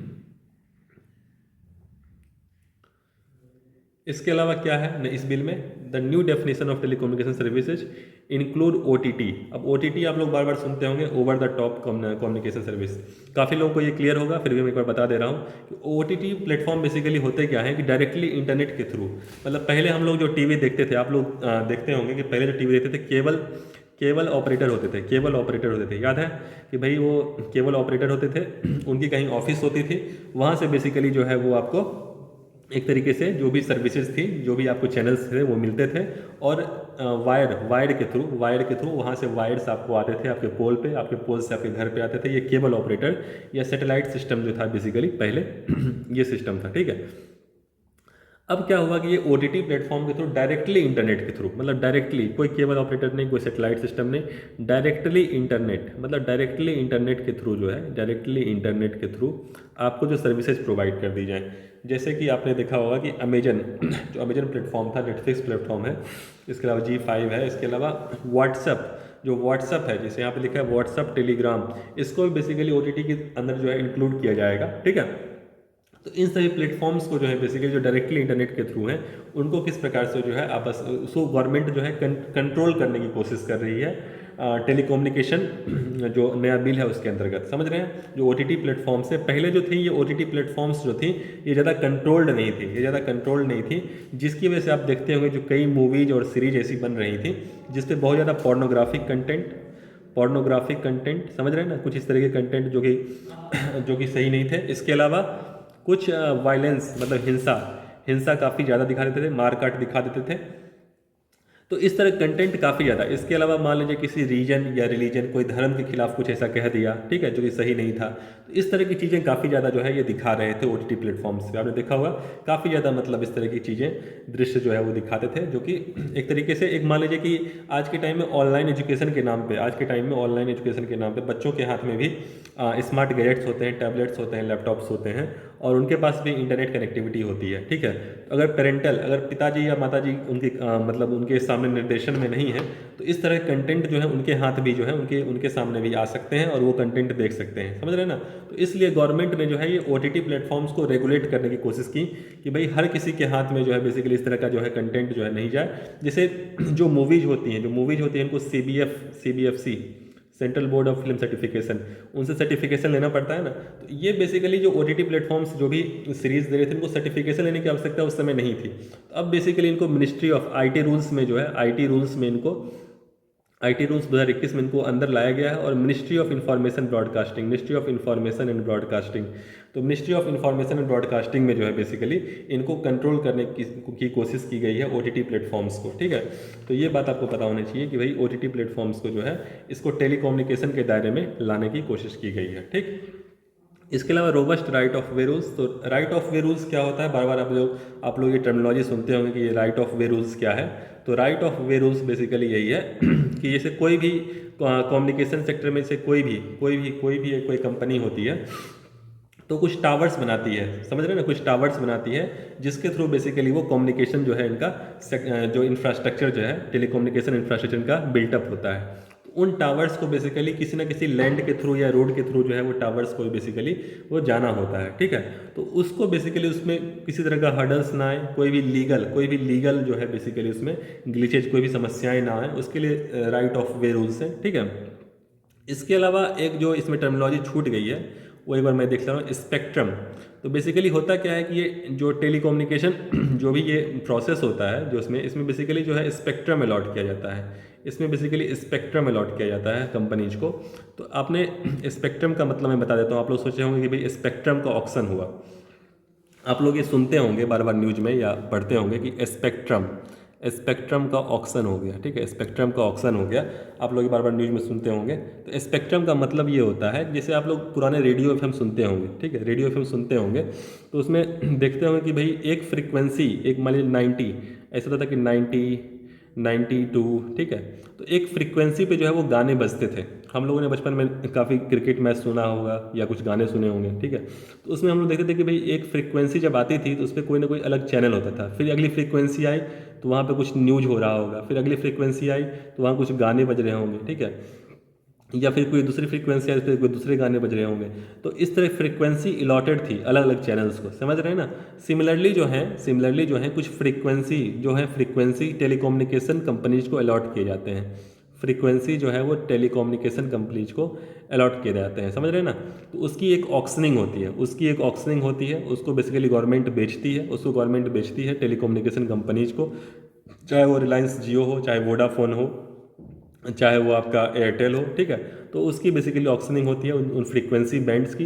इसीलिए ऐसा होता है कि मान लीजिए आप किसी को कॉल मिलाना चाहते हैं तो उसी व्यक्ति को कॉल मिलता है, उसी पर्टिकुलर फ्रीक्वेंसी पे जिसको आप कॉल मिलाना चाहते हैं उसको वो कॉल मिलता है, क्योंकि वो फ्रीक्वेंसी जो है वो अलॉटेड है उस कंपनीज को, वो कहीं और नहीं जाता है। ठीक है। तो आप स्पेक्ट्रम का मतलब समझ रहे हो कि भाई स्पेक्ट्रम मतलब होता क्या है। इसके अलावा एक हुआ कि भाई जो USOF था पहले, यूनिवर्सल सर्विस ऑब्लिगेशन फंड, उसको TDF टेलीकम्युनिकेशन डेवलपमेंट फंड में कन्वर्ट कर दिया गया। तो जो पुराना USOF था इसका बेसिकली जो पर्पज़ ये था कि जो विलेज है, जो गांव एरिया है, उसमें कनेक्टिविटी कैसे बढ़ाया जाए, विलेज की कनेक्टिविटी कैसे बढ़ाया जाए। तो नया जो TDF इसमें बेसिकली यही है कि जो दूर दराज की जो एरिया है, रिमोट एरिया, मतलब जो दूर दराज के एरिया हैं उनको कनेक्टिविटी में किस प्रकार से बढ़ाया जाए। तो पर्पज़ ऑलमोस्ट सेम है, ठीक है, सिमिलर है। इसके अलावा जो शहरी एरिया है, जो अर्बन एरिया है, उनमें किस प्रकार से कनेक्टिविटी बढ़ाया जाए, तो ये TDF ये सेटअप किया गया है। ठीक है। तो ये फिलहाल जो है ये बिल है, टेलीकम्युनिकेशन बिल है, अभी एक्ट नहीं बना है, अगर बनेगा फ्यूचर में तो इसके बारे में विस्तार से चर्चा करेंगे। ठीक है। लास्ट टॉपिक जो आज का है वो है Indian forex dynamics. Indian forex dynamics जो है बेसिकली इंडियाज फॉरेक्स डायनेमिक्स, इसमें बेसिकली फॉरेक्स रिजर्व को लेकर चर्चा किया गया है। टॉपिक में क्या हम तेज़ी से देखते हैं। ये टॉपिक न्यूज में इसलिए आया कि आप देख सकते हैं इस ग्राफ से कि इंडिया का फॉरेक्स रिजर्व जो है शुरुआत में 2014 से लेकर 2019 तक, 2020 के मिड तक, मतलब 2020 के जून जुलाई तक मान लीजिए, ये लगातार जो है आप देख सकते हैं ये बढ़ रहा है। ठीक है।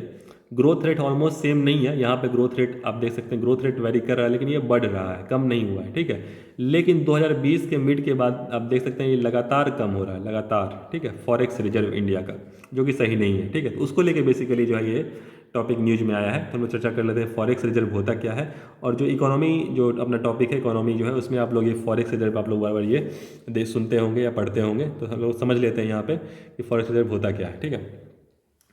तो फॉरेक्स जो foreign exchange reserve also known as, ये आप देख सकते हैं कि अभी जो इंडिया का फॉरेक्स रिजर्व है बेसिकली वो $532 बिलियन है। ठीक है। हाँ, तो फॉरेक्स रिजर्व बेसिकली जो है ये also known as forex reserve are assets held on reserve by central bank in foreign currency. ठीक है। सबसे पहली बात बोल रहा है कि जो फॉरेक्स रिजर्व है एक तरीके से रिजर्व है, रिजर्व समझते हैं आप, एक तरीके से रिजर्व है। उस रिजर्व को जो बेसिकली सेंट्रल बैंक रखती है उस कंट्री की, जैसे हम लोग की कंट्री की जो सेंट्रल बैंक है वो RBI है, रिजर्व बैंक ऑफ इंडिया, तो वो बेसिकली जो है वो फॉरेक्स रिजर्व को होल्ड करती है। फॉरेक्स रिजर्व को जो है RBI होल्ड करती है इंडिया में। ठीक है। तो इसमें फॉरेक्स रिजर्व के जो बेसिकली कंपोनेंट्स हैं वो आप देख सकते हैं कौन कौन से कंपोनेंट्स हैं फॉरेक्स रिजर्व के। तो एक तो है फॉरेन करेंसी एसेट, ठीक है। दूसरा क्या है, गोल्ड रिजर्व। तीसरा क्या है, SDR। और चौथा क्या है, रिजर्व ट्रेंच, इसको रिजर्व ट्रेंच कहते हैं। ठीक है। तो आप देख सकते हैं जो फॉरेक्स रिजर्व है उसका एक लार्ज पोर्शन, जो उसका लार्ज पोर्शन है, सबसे ज़्यादा पोर्शन जो है वो है क्या है, फॉरेन करेंसी एसेट, जो कि 88% है। 100% में से 88% यही है। ठीक है। अब फॉरेन करेंसी एसेट है क्या, तो फॉरेन करेंसी एसेट बेसिकली जो है ये मेनली, वैसे तो फॉरेन करेंसी कई हैं, ठीक है, लेकिन जो मेनली है वो 5 करेंसी जो है जिसमें ये होल्ड किए जाते हैं फॉरेन करेंसी एसेट। ठीक है। जिसमें से US का डॉलर है, यूरो है, ब्रिटिश पाउंड है, और इसके अलावा जापानीज येन है। ठीक है। और चाइनीज युआन है। ठीक है। ये सभी मेन स्ट्रॉन्ग करेंसीज हैं। तो इसमें बेसिकली जो है ये फॉरेन करेंसी एसेट्स जो है बेसिकली ये होल्ड किए जाते हैं। इन पांचों में से भी जो सबसे ज़्यादा जिसमें करेंसी होल्ड किए जाते हैं, जैसे कि यहाँ लिखा है US dollar is the most common due to its use in settlement of all international transaction. तो US डॉलर जो है उसमें सबसे ज़्यादा फॉरेन करेंसी एसेट जो है बेसिकली होल्ड किया जाता है। तो मैंने आपको बताया कि फॉरेक्स रिजर्व एक तरीके का रिजर्व हुआ जिसको बेसिकली उस देश की सेंट्रल बैंक जैसे इंडिया की RBI होल्ड करती है। फॉरेक्स रिजर्व के अलग अलग कंपोनेंट हैं, foreign currency asset, gold reserve, SDR, reserve trench. इसमें से जो सबसे इंपॉर्टेंट कंपोनेंट है वो है फॉरेन करेंसी एसेट, जो कि सबसे ज़्यादा है 88%। फॉरेन करेंसी एसेट जो है वो अलग अलग फॉरेन करेंसी में होल्ड किया जाता है। उसमें से सबसे इंपॉर्टेंट जो है वो है US डॉलर। ठीक है। और US डॉलर का चूँकि ट्रेड के पॉइंट ऑफ व्यू से जनरल जो भी ट्रेड किया जाता है इंटरनेशनल ट्रेड उसमें US डॉलर का यूज होता है, तो इसको लेके बेसिकली जो है ये इंपॉर्टेंट है। ठीक। इसके अलावा as the central bank of India India's forex reserve are managed by RBI। तो ये 2 एक्ट जो हैं RBI के द्वारा मैनेज किए जाते हैं, और इस 2 एक्ट के अंतर्गत जो है बेसिकली ये फॉरेक्स रिजर्व मेंटेन किया जाता है। अभी भी आप लोगों को जो बेसिकली समझ में नहीं आया होगा ये फॉरेक्स रिजर्व होता क्या है, मैं आपको समझाता हूँ। आप ये समझिए जैसे बचपन में या अभी भी आप लोग, कई लोग पिगी बैंक जैसे गुल्लक गुल्लक आप लोग यूज करते होंगे, ठीक है, जिसमें आप लोग कोई भी पैसे देते थे, मान लिया आपको कोई भी रिलेटिव्स आते थे बड़े, चाचा चाचा फूफा जो भी आते होंगे आपके, वो बेसिकली जो भी आपको कुछ 2 पैसे 4 पैसे 2 रुपये 4 रुपये आपको देते होंगे, तो जाके अपने आप गुल्लक में डाल देते होंगे। बचपन में आप लोग ये करते होंगे, मैं भी करता था, और मैं उसका यूज करता था। जैसे कुछ भी दशहरे का मेला आ गया तो उसमें अपने खिलौने खरीदने के लिए, मुझे जो भी खिलौने खरीदने थे बेसिकली वो उसके लिए मैं यूज करता था उस गुल्लक का, ठीक है। तो गुल्लक का यूज हम लोग ये करते थे कि भाई कोई भी पैसे दिए, 2 4 रुपये दिए, जो भी दिए, उसको उस गुल्लक में डालते थे, और उसका जब भी आवश्यकता पड़े तो उसको हम लोग फोड़ के यूज करते थे। समझ रहे हैं? तो एक तरीके से समझ लीजिए फॉरेक्स रिजर्व एक तरीके का गुल्लक ही है, लेकिन हम लोगों ने एक सामान्य टर्मिनोलॉजी में बता दिया गुल्लक है, लेकिन ऐसा नहीं है। बेसिकली ये है कि गवर्नमेंट भी जो है अपना कुछ पैसे जो है वो रिजर्व के रूप में रखती है। गवर्नमेंट भी अपनी कुछ जो है करेंसी हुई, चाहे कुछ भी हुई, उसको रिजर्व के रूप में रखती है, और उसको जनरली खर्च नहीं करती है, उसको रखती है एक तरीके से, उसको मेंटेन रखती है। और इसलिए रखती है, उसका रीजन दिया हुआ है क्यों रखती है। मान लीजिए गवर्नमेंट को कहीं से भी बेसिकली इन्वेस्टर्स को, मान लीजिए इन्वेस्टर्स को इनवाइट करना है, ठीक है, इन्वेस्टर्स को इनवाइट करना है कि आइए यहाँ पे इन्वेस्ट करिए, ठीक है। तो वो देखेगी ना भाई इस गवर्नमेंट की इकोनॉमी की स्थिति क्या है, तो इस गवर्नमेंट की इकोनॉमी की स्थिति किससे पता चलेगी? फॉरेक्स रिजर्व से पता चलेगी। अगर फॉरेक्स रिजर्व यहाँ का ज़्यादा रहेगा तो देखिए भाई ये गवर्नमेंट जो है पे बैक, भविष्य में कुछ भी किसी भी तरह का दिक्कत हुआ तो वो गवर्नमेंट पे बैक कर सकती है, ठीक है। इसके अलावा मान लीजिए गवर्नमेंट को जो है किसी प्रकार का कर्ज लेना पड़े, गवर्नमेंट को किसी कर्ज लेना पड़े, लोन लेना पड़े, चाहे किसी बैंक से लेना पड़े भविष्य में या किसी कंट्री से लेना पड़े, तो वो भी देखेगी भाई इसके फॉरेक्स रिजर्व को देखेगी कि भाई दे सकती है नहीं दे सकती है, ठीक है। इसके अलावा एक्सटर्नल मार्केट रिस्क, मान लीजिए कि कुछ भी कोरोना आ गया, ठीक है, कोरोना आ गया, कोविड आ गया, या कोई इस तरह की पेंडेमिक आ गई, ठीक है, पेंडेमिक आ गई। अब गवर्नमेंट के पास मान लीजिए टैक्स आ नहीं रहे हैं प्रॉपरली जितना टैक्स रिवेन्यू है, वही तो जो रिवेन्यू होता है उससे तो गवर्नमेंट में खर्च निकालती है, मान लीजिए नहीं आ रहा है। लेकिन कुछ ऐसी चीज़ें हैं जो गवर्नमेंट को इम्पोर्ट करनी ही करनी है। मान लीजिए गवर्नमेंट को ऑयल इम्पोर्ट करना ही करना है। क्यों करना है? तो गवर्नमेंट के पास ऑयल रिजर्व नहीं है, इंडिया के पास ऑयल रिजर्व नहीं है, इंडिया को ऑयल इम्पोर्ट करना ही पड़ेगा। और ऑयल जो है बेसिकली इसलिए चाहिए क्योंकि यहाँ पे ट्रांसपोर्टेशन के लिए ऑयल चाहिए ही चाहिए। तो कुछ अपने इंपॉर्टेंट नीड्स हैं, कुछ ज़रूरतें हैं जो गवर्नमेंट को इंपोर्ट करनी है और उसको फिर गवर्नमेंट को पे बैक करना है। तो उस स्थिति में जो है बेसिकली फॉरेक्स रिजर्व जो है वो इंपॉर्टेंट हो जाता है, ठीक है। एक तरीके से जो है बेसिकली फॉरेक्स रिजर्व जो है, चाहे आपको किसी से लोन लेना है, इसके अलावा इन्वेस्टर्स को इनवाइट करना है, उनके कॉन्फिडेंस को एक तरीके से मेंटेन रखना है, और चाहे किसी भी तरह का क्राइसिस को मेंटेन करना है, किसी क्राइसिस से डील करना है, तो उसके लिए फॉरेक्स रिजर्व जो है वो इंपॉर्टेंट हो जाता है, ठीक है। देखा क्या है कि भाई जो रीजन्स हैं, क्या इसके कारण क्या हो सकते हैं, जो हाल में जो फॉरेक्स रिजर्व डिक्लाइन किया है, जो स्थिति आई है उसके कारण क्या है। उसमें ये देखा गया कि according to RBI 67% of slump मतलब होता है गिरावट, जो नीचे आया है। तो ये गवर्नमेंट जो इंडिया का फॉरेक्स रिजर्व जो नीचे आया है उसके पीछे जो कारण है वो ये है कि जो नॉन डॉलर टू डॉलर, मतलब डॉलर की अपेक्षा जो डॉलर की अपेक्षा जो नॉन डॉलर हैं उनका जो बेसिकली वैल्यू है, उनका वैल्यू कम हुआ है। जो पहला रीजन दिया गया, जो सबसे इंपॉर्टेंट रीजन दिया गया कि डॉलर की अपेक्षा जो नॉन डॉलर एसेट्स हैं, जो नॉन डॉलर करेंसी हैं, उनकी जो बेसिकली वैल्यू है वो काफ़ी कम हुई है। अभी भी आप सुनते होंगे कि इंडिया का जो बेसिकली स्थिति है, इंडिया का $1 ऑलमोस्ट 82 रुपी है, 82 रुपी है। तो आप देख सकते हैं क्या हालत है। इसके अलावा बेसिकली देखा गया कि जियो पॉलिटिकल रिस्क, जैसे ये रसिया यूक्रेन वॉर है, ठीक है, इसकी वजह से प्राइस राइज हुआ, इन्वेस्टर्स रिस्क, तो ये सभी चीज़ें जो रसिया यूक्रेन वॉर से भी चीज़ें प्रभावित हुई हैं। मान लीजिए रसिया से इंडिया कुछ इंपोर्ट कराता है, यहाँ से ऑयल इंपोर्ट कराता है। अभी हाल में देखा गया इंडिया रसिया से काफ़ी ज़्यादा ऑयल इंपोर्ट कराता है। तो इंडिया को बेसिकली अपना कुछ ना कुछ जो है एक तरीके से इंडिया का अपना कुछ एक डिप्लोमेटिक व्यू रखना पड़ेगा, और उसको बेसिकली जो है इंडिया के ट्रेड पे भी फर्क पड़ता है। मान लीजिए इंडिया रसिया का जो बेसिकली किस तरीके से साथ देगा तो इंडिया को यूएस से बेसिकली कुछ उस तरीके से फिर फेस करना पड़ेगा रिलेशनशिप, समझ रहे हैं ना। यूएस से कुछ उल्टा रिलेशनशिप फेस करना पड़ेगा। इंडिया रसिया का साथ देता है या इंडिया यूक्रेन का साथ देता है तो इंडिया को रसिया से कुछ फेस करना पड़ेगा नेगेटिव रिलेशनशिप। तो इस तरह की समस्याएं जो इंडिया को फेस करनी पड़ रही हैं, चाहे और भी कंट्रीज उनको फेस करनी पड़ रही है, ग्लोबल एक तरीके से ग्लोबल इशू है। इसके अलावा लैग फ्रॉम RBI, तो ऐसा देखा गया कि भाई यूएस फेडरल रिजर्व है, जो यूएस का बेसिकली वहाँ पे देखा गया कि बेसिकली जो इंटरेस्ट रेट हाइक, तो बेसिकली RBI ने उतना इंटरेस्ट रेट नहीं बढ़ाया जितना बेसिकली यूएस के सेंट्रल बैंक ने बढ़ाया। इसको इस तरीके से समझिए कि मान लीजिए इन्फ्लेशन बहुत ज़्यादा है, इन्फ्लेशन बहुत ज़्यादा है, आपको थोड़ा सा समझा दे रहे हैं कॉन्सेप्ट, इन्फ्लेशन बहुत ज़्यादा है। तो अगर आरबीआई कंट्रोल करना चाहती है कि इन्फ्लेशन को कम करना चाहती है, आरबीआई क्या करेगी? आरबीआई बेसिकली यही करेगी कि रेपो रेट बढ़ा देगी। आरबीआई रेपो रेट बढ़ाएगी, रेपो रेट बढ़ाने से क्या होगा? बेसिकली जो बैंक हैं वो फिर इंटरेस्ट रेट बढ़ा देगी। रेपो रेट अगर बढ़ गया तो फिर बैंक जो है जो इंटरेस्ट रेट बढ़ा देगी, बैंक इंटरेस्ट रेट बढ़ा देगी तो क्या होगा? लोन महंगा हो जाएगा, लोन जो है वो क्या हो जाएगा? महंगा हो जाएगा। लोन महंगा हो जाएगा तो फिर क्या हो जाएगा? लोग लोन कम लेंगे, लोग लोन कम लेंगे तो फिर इन्फ्लेशन अपने आप जो है बेसिकली कम हो जाएगा।